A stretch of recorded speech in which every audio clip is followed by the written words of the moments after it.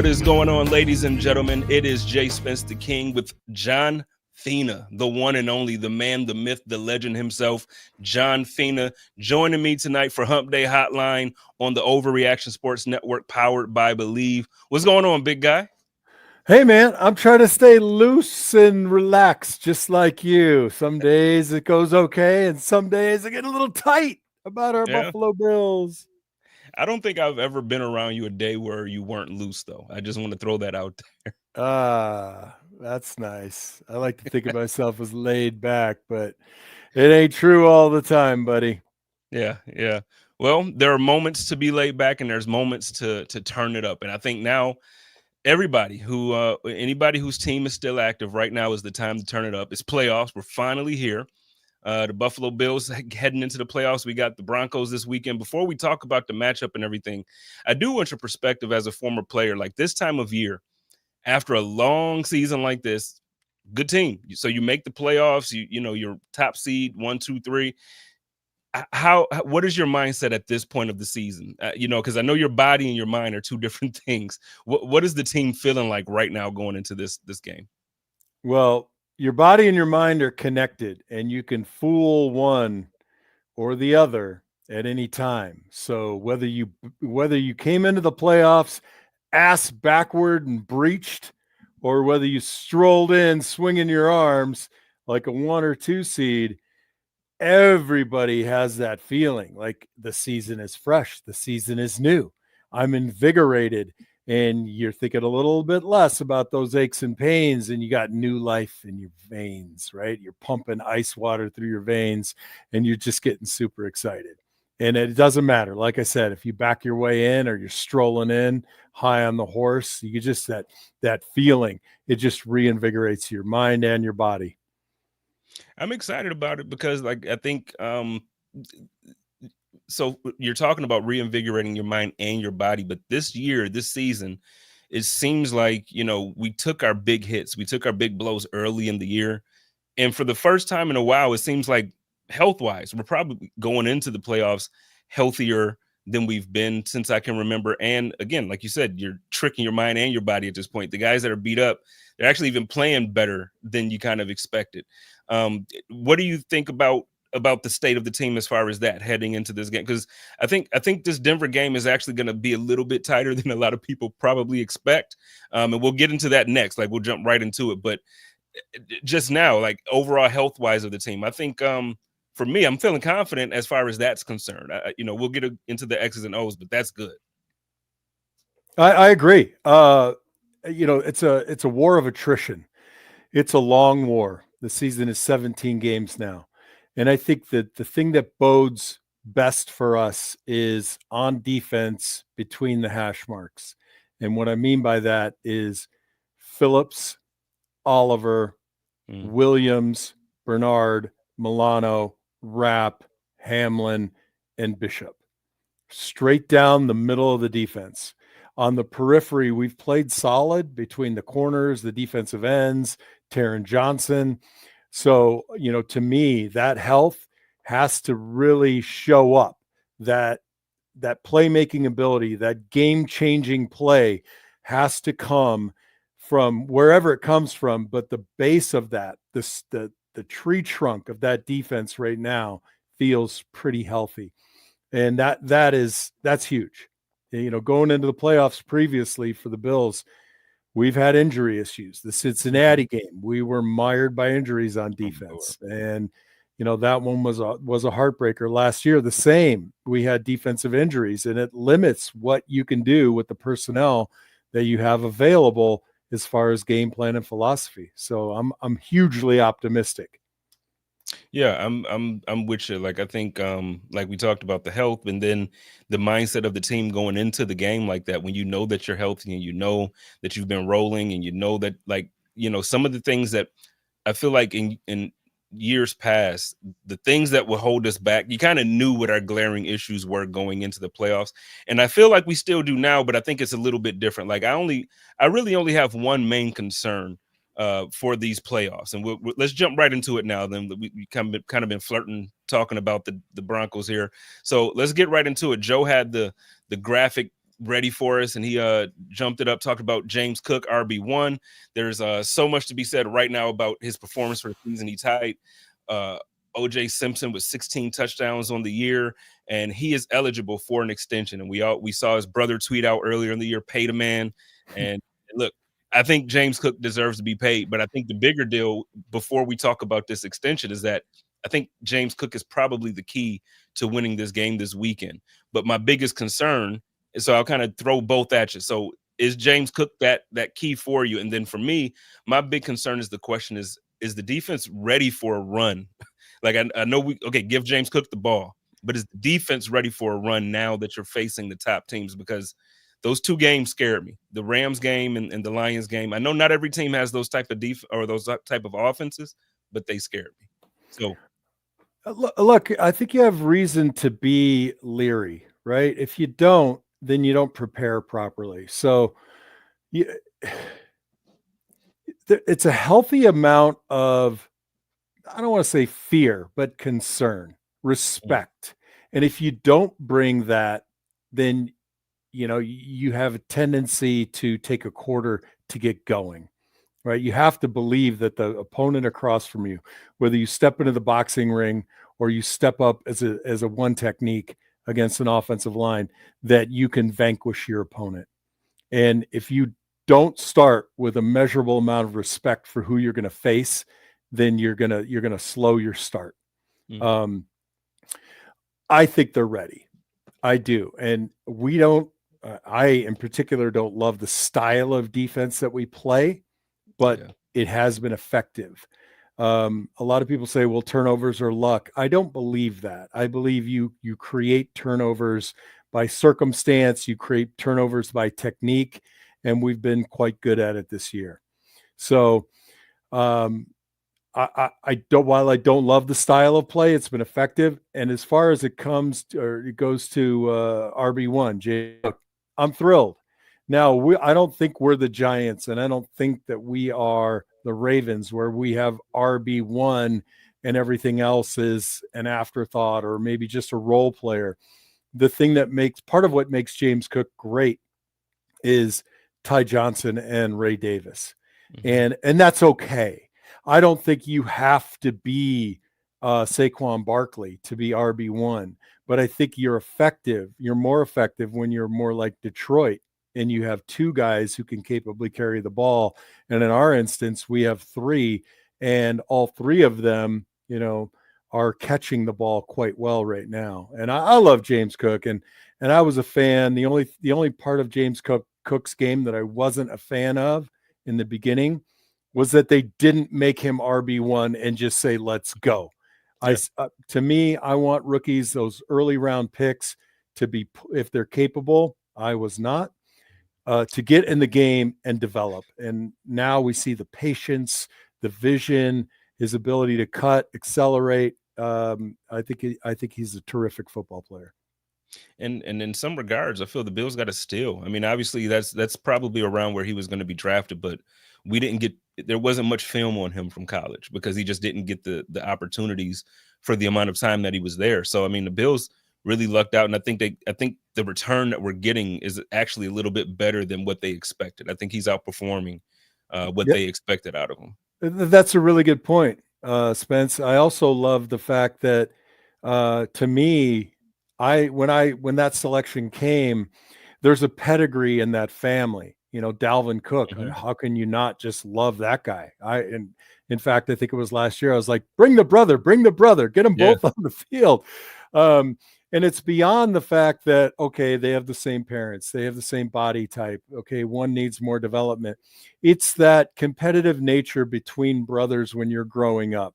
And for James to have reached the college level means that he responded to that competitive nature from an older brother, that he didn't back down, that he has the ganas, that he has the fortitude to go out and battle, and he does it.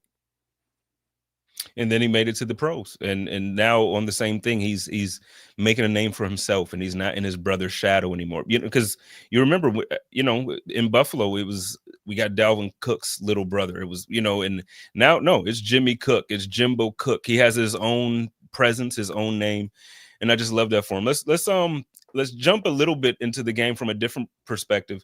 Last year, I was very wrong, very, very wrong. And I was yelling about the game management, late game management from Sean McDermott in playoffs and in big games. And I was like the loudest. I'm like, this guy needs to get out of here. He needs to be fired. And again, I was wrong. I'm speaking about that. I'm being honest. But it has been a consistent thing where in the playoffs, it seems like decision making has been the issue for McDermott. At this point, with the playoffs and this year, do you think there's more pressure on Josh to lead this team in the playoffs, or do you think there's more pressure to win for McDermott? Or is there pressure at all? Do you feel like, hey, we're just going to go out there and play? If we lose, we lose. But well, that's the question, right? I picked third in the division, the soft rebuild, or other people would say total rebuild because there's no wide receiver one. The running game wasn't quite what it is this year, last year.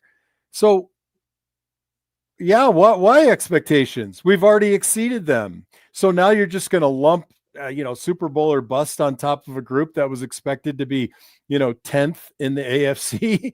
I mean, the measurement is never fair, right? Last year, Josh should have been the MVP if we're going by metrics on the field. This year, Lamar should be the MVP, but Lamar was the MVP last year.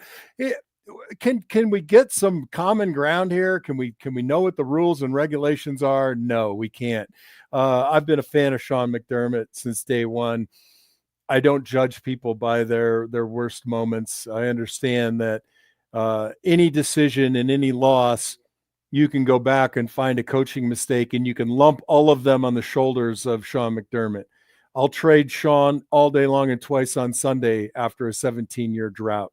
I'm happy with the guy. I believe that Josh might feel a certain amount of pressure to bring this team deep into the playoffs. But I think that this team, the dynamic that they have, that it's a shared pressure. And I think that alleviates some from Josh. And I think everybody is ready to stand up and raise their hand and say, I'm your guy. I'm going to make the play. And that's the spread it around. 1 week it's Khalil Shakir, another week it's Mac Hollins, then it's Amari Cooper, then it's Keon Coleman, then it's Dalton Kincaid. It's a beautiful thing to watch. So I would say, and here's my call out, barring an incredibly poor game management decision, Sean McDermott stays. But if he has one, there could be a trigger pull. Really? See, I guess over the years now, I agree with you. First, after the 17 years that we've had, I would take Sean McDermott 10 times out of 10. And I have been a big fan of him, but I feel like last year was kind of when I started to kind of, just got to get fed up with the late or the playoff game time, the decision making. But I think this year, looking at it, I'm with you. I don't have the pressure on him. I don't even have the pressure on Josh. One of the things that I think is interesting, I think Steph probably would have even liked to play on this team, like the way this team is constructed. What do you think? Like, just give me your thoughts about Steph and how the offense is kind of, running now. And, I don't know. I just feel like a Steph on this team, man, we would be even more of a beast. Yeah, you bring up a great point. I've thought long, hard, and deep on this one, Spence, and I've arrived at this. You tell me what you think. I feel like with the lack of weapons that we had, without Joe Brady, that it sort of fell to Josh and Stephon. And there was nowhere else to go by philosophy and game plan, and by personnel. Nobody was catching up to those two. And I think Stephon's manifestation of what it became in the end was from sheer frustration of, I am the guy because there's nobody else. Mm-hmm. But I think that his personality would have thrived in this offense a little bit more with better pieces, better philosophy around. So I hold no ill will towards Stephon Diggs, and I thank him for being here. He gave me some beautiful, memories and moments in games. I think he would have thrived in this. I think he would have just loved having Keon Coleman on his team and continuing to trade, most catches with Khalil Shakir and Dalton Kincaid. I think it would have been great. Yeah, and it's kind of sucks looking at how the season played out for him too. Like to have those injuries or the injury, and now he's out for the year, and in a year where he really bet on himself. I'm with you. I don't have any ill feelings towards him, but let's kind of talk about his team. Let's kind of pivot from the Bills game, and let's talk about the other playoff games this weekend. And I think their game Saturday is the first game, I believe, too. The Texans play the Chargers at 4:30 p.m. on CBS. So what are your just real quick, I want to kind of bounce around each game, just kind of get a couple thoughts on each game and how you think they're going to play out. So how do you feel about this Chargers Texans game? Right. So I think the momentum is with the Chargers. You cannot argue with the Harbaugh brother coaching technique, style, execution. And as much as I love CJ Stroud, when I went to that Houston game, the Bills Houston, and that game we lost. We gave that game to them. Yeah. I really feel like they did not take the step forward that they needed to take. I don't typically like to pick away teams in the playoffs because it's just hard to win on the road, man. You think Bills Mafia is loud during the regular season? I can't even imagine what it's going to be like on Sunday. So I go Chargers. The pieces are there for both teams. I just feel like the Chargers right now, there's a belief. I think Herbert's a terrific quarterback as well. He's a lower interception rate. And they do play well on the road. Their record reflects that. And man, coaching matters so much. Like it matters so much. I think coaching wise, DeMeco Ryans is a very good coach. Very good. I have no issues with them. I just feel like it's a momentum thing right now, and there's a belief thing. Like this guy came in from college. I know he was in the pros before, but the buy-in and the success that they've been having, I think it carries on. And I say this to my own dislike because I would personally rather play the Texans if it comes down to it than the Chargers. And I don't know how that works. I haven't really looked at it, if we would face them or where we would. And we would not. Oh, we could. Yeah, we could face them. Yep. It would have to be in the it would have to be in the it would have to be in the AFC Championship game. They'd have to beat the Texans, beat the Chiefs, and then we'd see them in the championship game.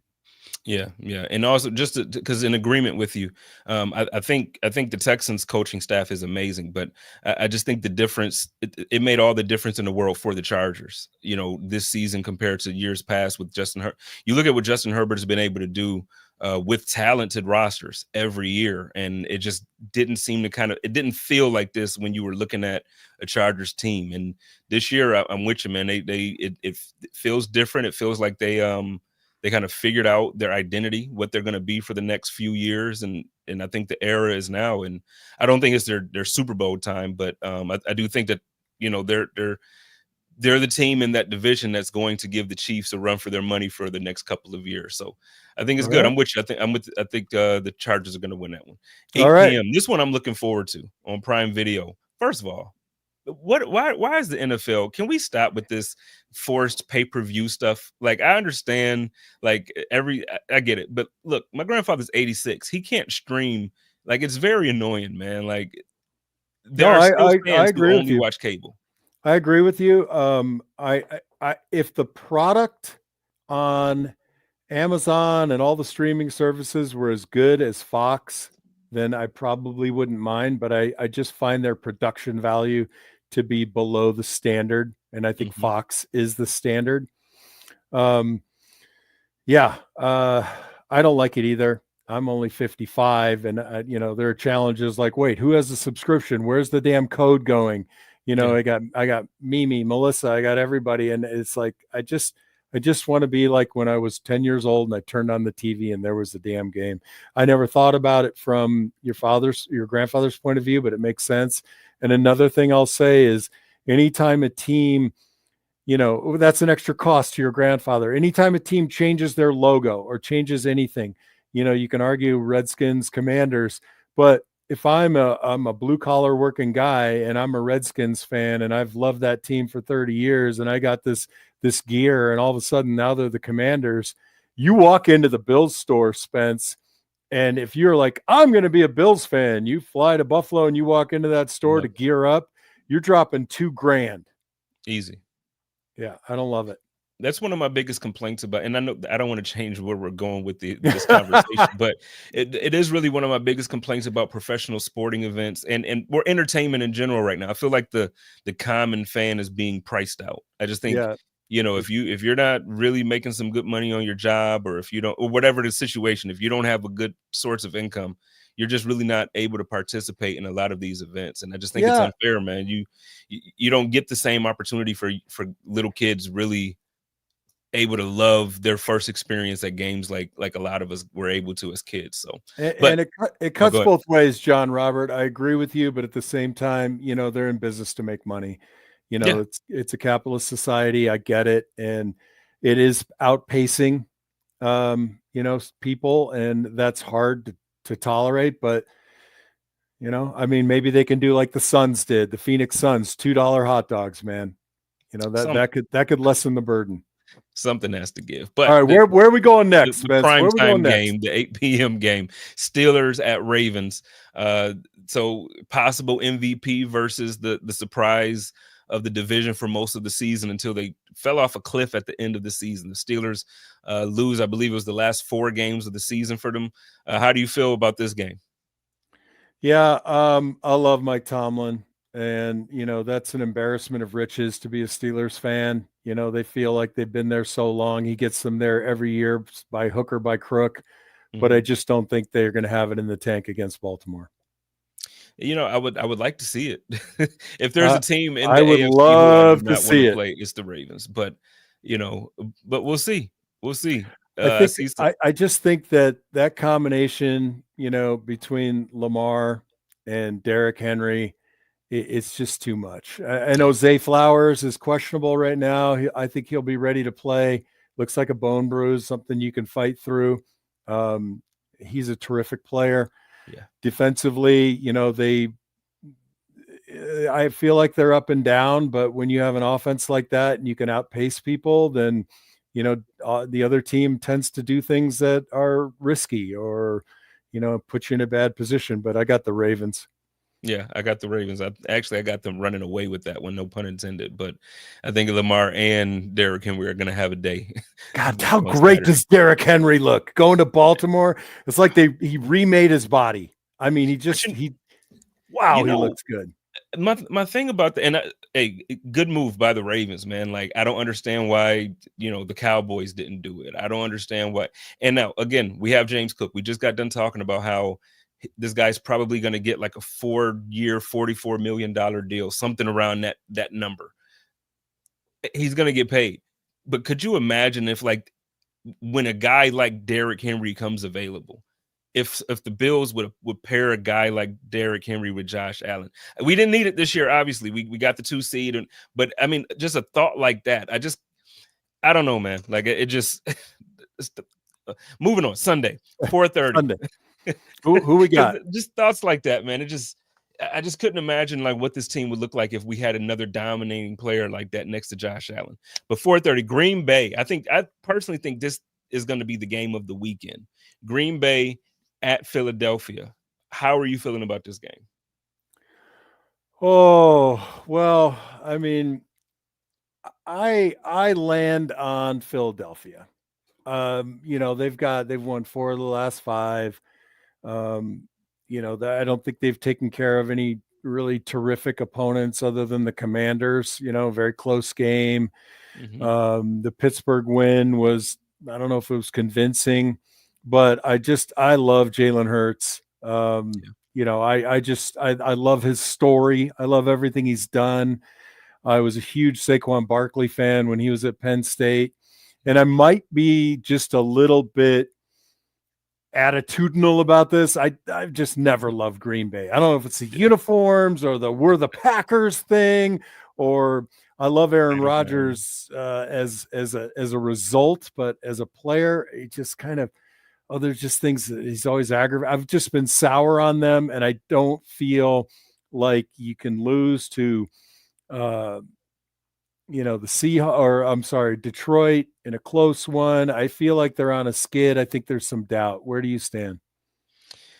I'll be honest with you. I think if there's going to be an upset, it'll be this one. But Sarah brings up a point that both quarterbacks are kind of beat up for this game.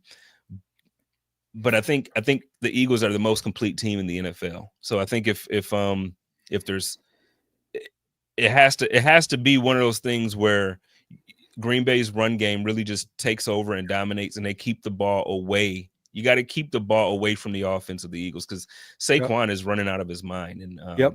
I you know, agree. if they didn't sit him that last game, he would have broke that record. And I mean, to do it against the Giants, he would have broke that record in just in embarrassing fashion. So I think he's itching to get back on the field. I think the Eagles were having fun this year, despite all of the fake noise and drama that we heard in the news about them disliking each other and all of this other stuff. I think they're having fun, and I think they're enjoying winning. And I think Saquon Barkley really sparked that. So I got the Eagles winning that one. Yeah, I mean, as long as Hurts plays, if he was concussion protocol, as long as he's okay, I think they win it. And you're correct. The only chance that Green Bay has if they can have sustained long drives that end field goal touchdown, field goal touchdown. If they end up punting the ball back to the Eagles, I think it'll just be a matter of time. Yeah, yeah. And then Saturday or Sunday night, 8 p.m. game, we have Washington traveling down to Florida to take on my man Baker and the Buccaneers. How do you see that game playing out? This is my toss-up game. I couldn't come up with Yeah. with a winner for this game. Man, that Jaden Daniels he's spectacular, right? And he's scary, just in a blink of an eye, and he's down the field. That he is the leader of the team in rushing does not give me a lot of confidence, but it's worked. They're 12-5. It's Hmm. worked. I like Baker Mayfield. He's doing some really cool things.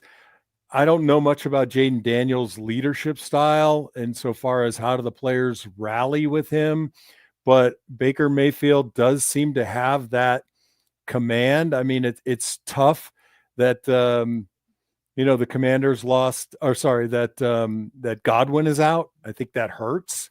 Um, but in the end, I don't know how to call this. And when I come to these situations, I'm leaning 60% toward the Buccaneers. How about you?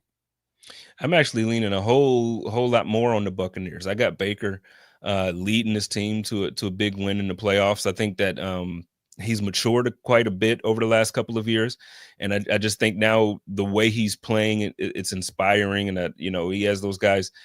You know, just seeing how they all fight for each other. Over like this past weekend, Mike Evans had like a lot of guys around the league had these incentives that they could hit. And it came down to like the last drive of the game, and Baker made sure his guy got his thing. And I just think that type of culture with that team and the way they love to play with each other, I just think that it's something special happening down there. And I think they found their quarterback, and I'm happy for Baker that he's the one to do it. So Jaden will have his time. He's going to. I mean, this guy is a monster. He's going to have his time in the league for sure.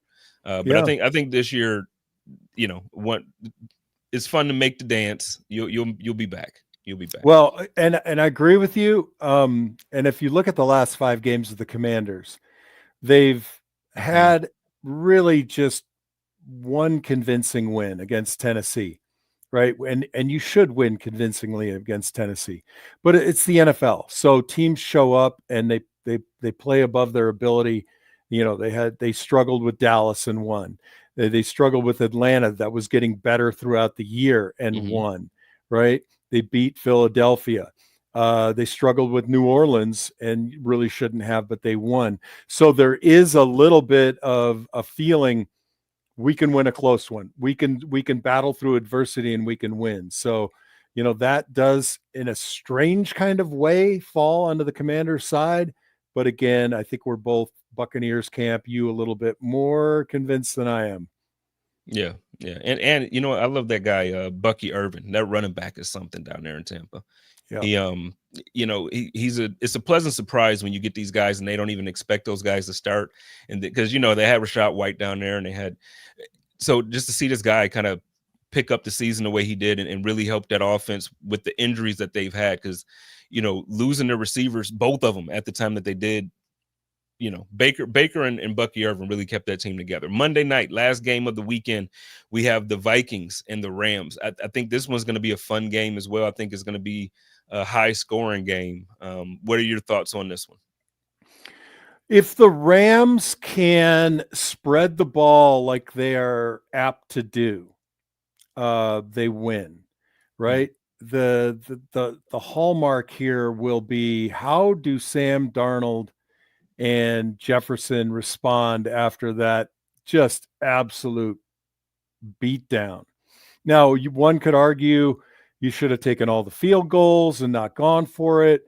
I personally am not in that camp. I like playing the averages down there when you're inside the 7-yard line. And I'm still kind of like blinking and flashing my eyes that they couldn't come up with it. Darnold, not as mobile as other quarterbacks. Had he been, there were a number of circumstances where he could have scored himself or extended the play properly to get somebody open. So I lean toward the Rams. I circled the Vikings earlier, but I've somewhat talked myself out of it. Yeah, I'm gonna go with the Rams. Just I think all year I've been kind of saying that I think the Rams are a better team than everybody had really given them credit for. I think they were injured for the beginning of the season, and I mean we saw it when we went out to LA and the Bills played them. We saw how good this team is, and yeah, they had different games where it wasn't 40 whatever points, but they have the capability to do that, and they're at home. The receivers are healthy, so I got the Rams. I'm with you there, and I like Kyron Williams. That running back is a beast.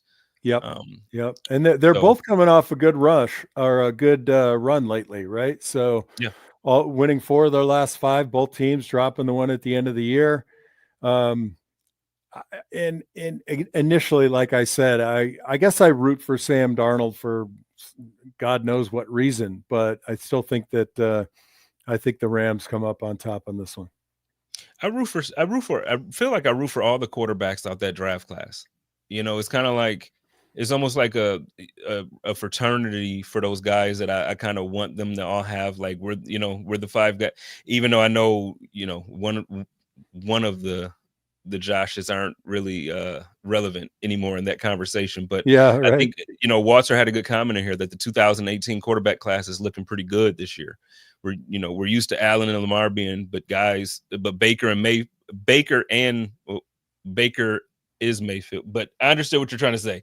Baker and Sam Darnold are looking good, and they're making the class look legendary. And I agree with you, man. I root for those guys. I'm just happy now that Baker's matured, because when he came out in Cleveland, I just felt like he was talking like he won 5 Super Bowls already. That was the thing that I didn't like.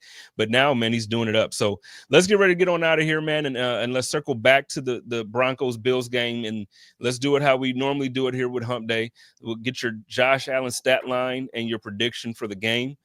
So I'll give you a quick second to kind of think about it. So I'll give you mine first. I think we see playoff Josh. I think he just goes off like he normally does. I think it's 280 in the air, maybe 40 on the ground. I think 2 touchdowns passing, and why not? He's going to have 1 on the ground as well. I think the Bills win this one in a not as it's going to be tight, but not as tight. Like it won't make us uncomfortable. I think it's going to be like 28-20, something like that. And I think we kind of clear it up in the 4th, get a little bit of space there. All right. Well, I generally don't think about predictions like this, but I think my hope for the game leads me to my prediction for Josh. So we don't start fast. As much as everybody wants us to start fast, we tend not to. We're killing it in the second half. But I think that the thing that the Bills have to focus on is stringing longer drives together in the first and second quarter, whether they end up with touchdowns or field goals or the occasional punt. I think it's important to keep Baker from keeping Bo Nix from heating up. Mm-hmm. That to me is clutch. So in doing so, that means Ty Johnson, James Cook, and Ray Davis should have, quite a few carries in the first half if things are going well defensively, keeping them off the field, keeping them out of the end zone, I should say. So I look at Josh's air numbers in the more of the 220 range, Okay. but curiously, I have him throwing for 3 touchdowns, rushing for 1. I don't think he gets above 35. Actually, I would say even 32 pass attempts. Okay. I mean, and to me, I think that's a good day if And we're running the ball well, and then Josh is able to we're efficient, and which he's been all year. He's been spreading the ball around and he's getting it. I think we're doing it, man. So, and as far as score prediction oh goes, yeah. I'm going with 31-17 Bills. Okay. So you got a little more space, but it's still giving them some respect. I think the thing is here that I need everybody to understand that the Broncos obviously are a playoff team because they're a good team. It's not a Mm-hmm. fluke. And the one thing that I look forward to, and the one thing that I feel good about, is that Sean McDermott, he typically gives rookies a tough time, and rookie quarterbacks just. I don't know the record. I should have looked that up prior to the show. But Sean McDermott does really well against rookie quarterbacks. The thing is, Bo Nix isn't like every other rookie quarterback. He's really good. So, I'm really looking forward to the chess match of seeing Sean McDermott's defense versus Bo Nix, seeing if Sean McDermott is able to confuse him a bit on a level in the playoffs that now the Bills have a ton of experience. I'm looking forward to seeing that experience help us win this game. Right. And with respect to, this is the sack leading team against the least sacks given up team, I think what's important is there are 3 ways to handle this, right? You can have play action, boot, and mini boot, moving the pocket. But the third option is designed ways to neutralize that rush. And you can call them quarterback runs. You can call it runs on 3rd and medium, where we might typically throw. We could be looking at, some empty packages, quarterback runs. We could look at single back, no tight end, spread type look with some interior runs, which I think mentally would be better for the Bills and worse for the Broncos if they might tackle Ray Davis for a 3-yard gain and then we have to punt, but we're not giving up the sack. We don't want that sack energy to be floating through the Broncos defense where, I've been in games with Bruce Smith on one side and Cornelius Bennett or Bryce Pop, and they're on the sideline in the third quarter is like, hey, dude, I got 2. You only got 1. You can't. We don't want that hype. We don't want that hype. We want them dry in the sack category. Yeah, no, for sure. Because look, momentum is a real thing. If for those who haven't played sports, I know we watch it and it looks a certain way when it seems like out of nowhere the other team just all of a sudden everything's working and nothing is working for us. It's a real thing in games, and when something happens, if they get a sack here or a sack there, and the energy goes through that sideline, you do not want that. And that team has the defense to do it. But I'm confident. John's confident. It looks like everybody in the comments are confident. I got one question for you, then we're really going to get on out of here. Our special teams, our punt guy, our kick guy, looking questionable. How do you view our specialist? Do you think he's going to play this weekend? Well, you've known me long enough, Spence, and when it comes to the kicking game, and I don't call them special teams because it seems like they're either spectacularly good or spectacularly bad. And from a player perspective, vanilla is fine with me. Catch every punt, fair catch everything, don't commit a hold, and that'll be fine with me. I don't know the nature of his injury, the hamstring, and how bad it is. I think if he is good enough to go, there are so few returns in this league anymore because the punters are so good that I would rather have the sure-handed guy out there waving his hand in the air and downing it. That you don't have the opportunity of a 10-yard flag. You don't have the opportunity of a fumble because somebody else isn't doing it often enough. I'd like to see him play, and my instincts tell me he will. Yeah, I think he'll play. If not, I think Ty Johnson will fill in, very easily in that role. A question that I do have for you, and really, and I feel bad. I said that was the last one. What about Micah? Do you think we see Micah in these playoffs? Nope. Nope, not at all. You think he's just around as a mentor or one of those roles? I think it's too late to get into game speed, and especially at the safety position where you are a space player and so much of it is based on feel and flow. It's not reference points like being in the inside six, where you got a guy 12 inches from you. I don't know that it adds a great degree of value. I think his sideline value at this point right now outpaces his value on the field. Okay. Well, we'll see. I know he's been a welcomed addition. I think his presence has 100%. made a huge difference. So I'm So glad glad he's to have back. him back. Yep. Yeah. So, but we'll get on out of here. You got anything going on this week that you want everybody to be plugged into, or anything that you want to let everybody know about? Yeah, I mean, if you're smart and you want to listen to a guy who brings stats that make sense to the game, and a guy who has been almost 100%, if not 100%, on his keys to the game predictions, tomorrow night, Jerry Ostrowski, the Big O Show, Believe Network, Overreaction. Jerry does a fantastic job. Can't say enough about him. Catch his show, pass it around. Spence, you know what? I had plans to hook up with you this season and watch some games, and with Bruno at Duke and the flying and the high school stuff, I just want to have a earmark for next year, buddy. Yeah, no, we absolutely got to do it. And some things changed for me as well, as far as grandfather being here and whatnot. So a lot of things changed, but no, we're going to do it for sure. I'm too close to you to not have that happen. Yeah, buddy. Yeah. All right, man. But all right, everybody, y'all know how we do it over here. Do me a favor and hump that like. We need those likes for the algorithms on YouTube and all those other good places. And this is found everywhere that you can find your podcast. So make sure you let your friends know about it, share it, whatnot, all that other good stuff that Joe likes to say that I'm not good at. Everybody, y'all love each other, take care of each other, and live in peace. And as always, stay positive, test negative, go Bills. Go Bills.